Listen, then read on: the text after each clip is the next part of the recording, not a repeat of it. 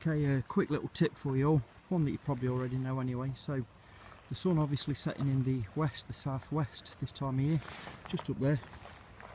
I can just see the horizon. This car just going past down there in the dip. So if you want to know how much hours of daylight you've got left, you put your hand, each finger represents 15 minutes against the horizon, and let's say the sun's there, so we go 1, 2 and 2 fingers. So 4 fingers is an hour, 2 hands is 2 hours, 2 fingers half an hour.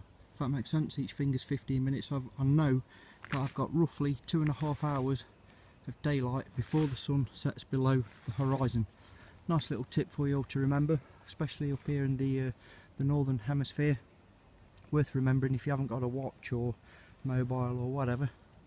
Anyways, stay tuned, let's move on. Yeah.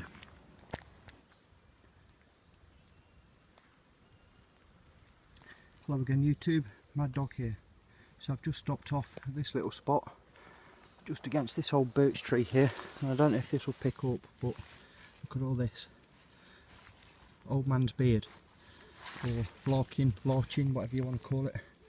In the winter that goes a white colour, hence the name Old Man's Beard, and is a great flash tinder for fire lighting. It's also very high in antibacterial properties, and famously everybody knows that deer eat this. So boil it up, get it down yourself, because it's not high in you know, cellulose, so you can digest this stuff at a push. The whole tree's covered in it, little sprigs of it everywhere. So that's the larchin, the Old Man's Beard. Great little tip to remember. Also great for sanitary needs, without going into that too much. So anyway, we'll move on a bit further. Yeah. Okay, I'm out the undergrowth. That's where I've come from, where the roadies are, and the birch bark's just over there. Back out onto this bit of a pathway that overlooks the pine tree, the start of the pine tree forest over there. As you can probably see, the sun's setting obviously to my west, southwest. So I'm just coming to this clearing, and I believe this is like the edge, the perimeter of this. I think it's like 40 plus acres we're staying in, which is quite cliffy, quite hilly. But as you can see, this is like an open, I don't know, quarter, maybe an eighth of an acre pasture. But it's got peg markers, so I'm guessing this is what they use for their campsite, for the tents, etc. But for me it's a bit too family looking. I'm not sure, unless you have some sort of I don't know, bushcraft, wild survivors type of convention here, that'd be a great little spot, because the woodland around you is so diverse. You know, you've got the pines for the fire lighting, the tar, you know, obviously making stuff, the pine needle tea, the pines for building, thatching, etc. Then you've got the birch for building containers, again fire lighting, tea making, soap making, you name it. Birch tree, the tree of life and all that. Oh yeah, but thankfully at the moment it's empty. Whether I put that down to the weather or the kids going back to school, I don't know, but anyway, do small later on. Take care. Yeah.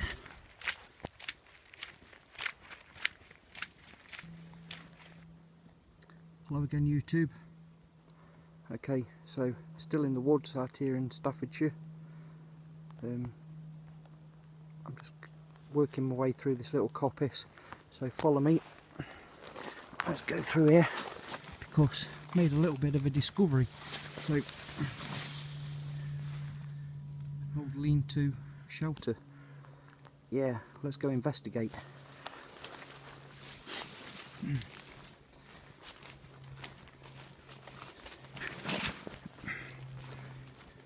Cool. Okay, so you can probably see it's been constructed using old tree stumps there, trunks. So great, good, strong structure, but nice and dry inside. That'd be great to camp out here. Yeah, let's go inside and have a look. Okay, it's like a mound at the back. Looks like rat holes or something there, maybe a rabbit. Hanging around inside, it's nice and dry. Oh no, here we go. There we go, deep joy. Now, this is one of my pet hates. I'm out here on my own this time. Look at this. Look at this. Why? Why do people do it? There's one. There's two. Another one there. Three. I mean, I can't fault them for drinking Budweiser, but you know, there's another one. If you've carried this stuff in full, then it's lighter to carry out empty. This really, ladies present, excuse me, bloody annoys me. So over here, look, we've got another one. Just got to be careful here that there's no needles or anything like that hidden amongst all this rubbish. Bit of an old bag there as well. Why do people do this? You know, when you look out the view from here, you know, if everybody did exactly the same as these idiots, we will be waist deep in litter, garbage, rubbish, rats everywhere, God knows what, and spoil this for everybody. So what I'm going to do is cut to the next bit of this video, is showing you what I'm going to do about it, because I practice what I preach. Stay tuned. Bloody disgusting. Okay, so inside my pocket I've got me a black bin liner, black rubbish sack. You know, these are really heavy to carry, so I understand why people don't. You know, crying out loud, what's up with people? What a legacy to leave for your next generation. You know, tin cans, litter, rubbish everywhere that takes hundreds if not thousands of years to decompose, if at all.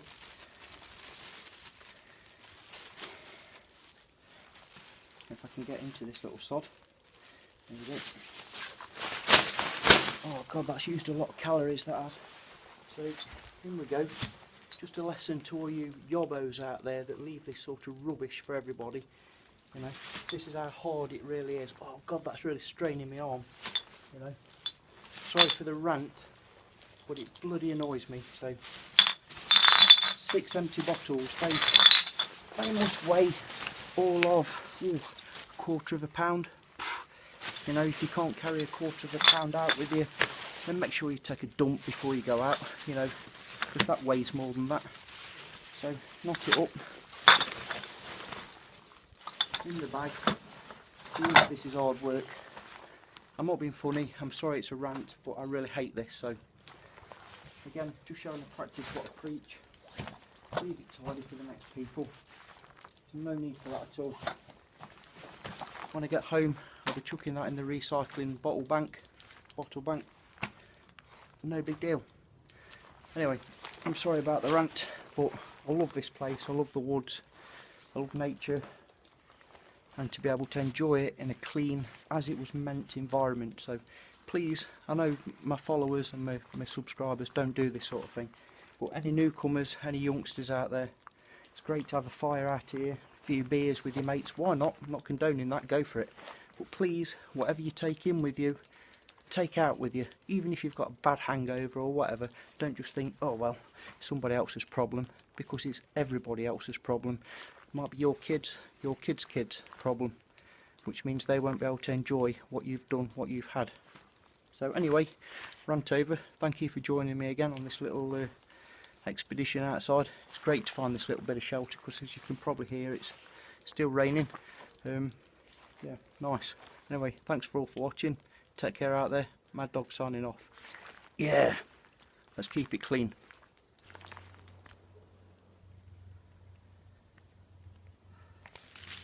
Oh yeah, I'm a bit out of puff. I've just come a long way up, quite high up the ridge.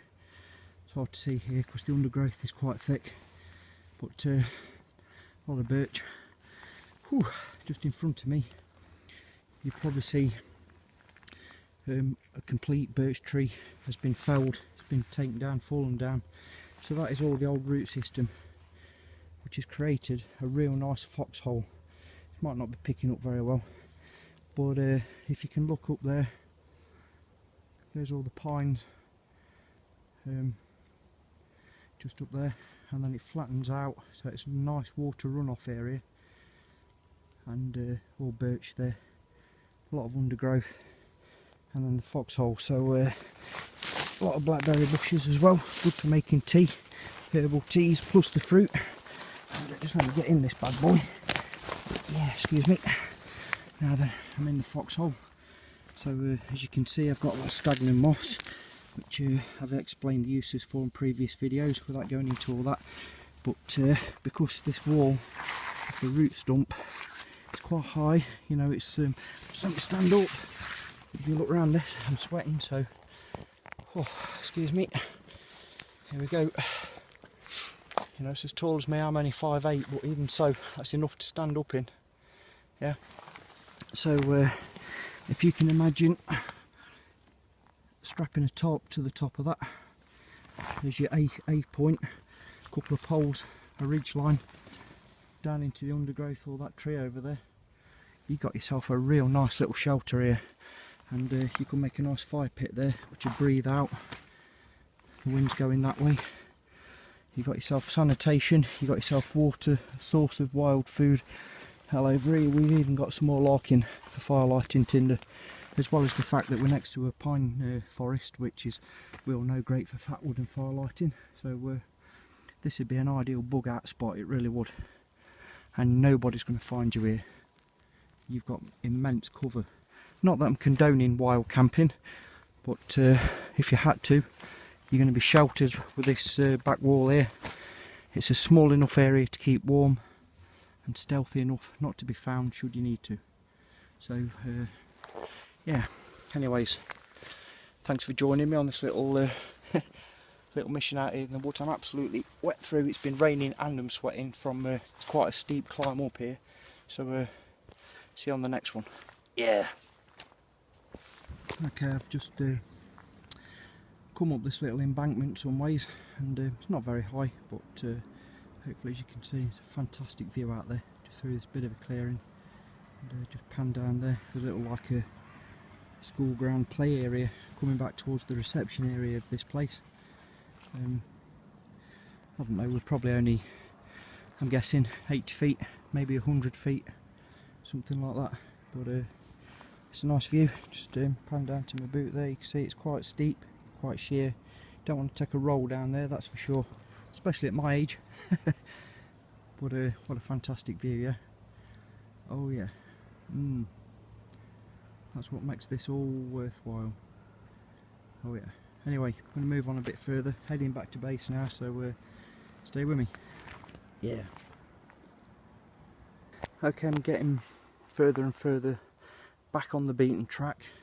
Still beautiful out here, but I'll just pan round, and beautiful, beautiful, beautiful. But oh god, hate. Oh no, hate. I'm only playing. Someone's got to do it. Someone's having a great week there, no doubt. But geez, what an eyesore. Anyway, build yourself a shelter, mate. Do it properly. So as you can see, you know, rubbish cans and etc. I'm getting back on the beaten track, heading back towards base. So Mad Dog signing off for now. That's enough of this. Yeah. Okay, I'm just on the track, just coming out of what was the campsite area, but oh, you know, god damn, look at that heather. Wow, what a display up on that gravel slope there. Wow, that's a lot of heather. You don't normally see that sort of amount of heather unless you're on like moorland, you know, like Dartmoor, Exmoor, that sort of thing, south of England. Wow, that's impressive. See that this time of year. Yeah, real nice. Nice. Yeah. Okay, back in the pine forest. Here's my little Highlander 25 litre day pack that I'm carrying for this little journey. Ain't got much gear in there. I've got my hobo stove, quick rundown, hobo stove, my Mora cans bowl knife, my little fold out saw, a survival tin. You know, if you don't carry it, you'll never use it. I've got a first aid kit, a litre of water, my French Army Billican stove set up with the oboe stove. Bit of starting kindling, not that you need it out here. Some rubbish bags, and at the moment 6 empty bottles that some idiots left behind. A tarp shelter in the top there. Just some basic day carry stuff, you know, nothing flashy fancy. My tripod for doing some tripod work. You don't need a lot out here. I ain't going far, but I like to keep enough just in case. You know, I do cut myself with that morer or the saw, and break my legs, sprain my ankle, whatever. I'm out here on my own this time. Mrs. Mad Dog's back at base. She's enjoying herself in the hot tub, having a few drams, and yeah, I'll be doing just that hopefully in a few minutes. Oh yeah, I'm heading back to base now, so happy days. It's not all beer and skittles, you know, being a bushcrafter. Anyways, I'm warm now. I'm just drying out from the rain, so it's, you know, quite clear now. So thank you all very much for coming along again on one of my little mini adventures. Don't get to do it very often, so I appreciate you all following me, and your continued support. Really appreciate it. Great. So Mad Dog signing off for now. See you soon. You know, normal stuff continues, so back at base. Take care. Yeah.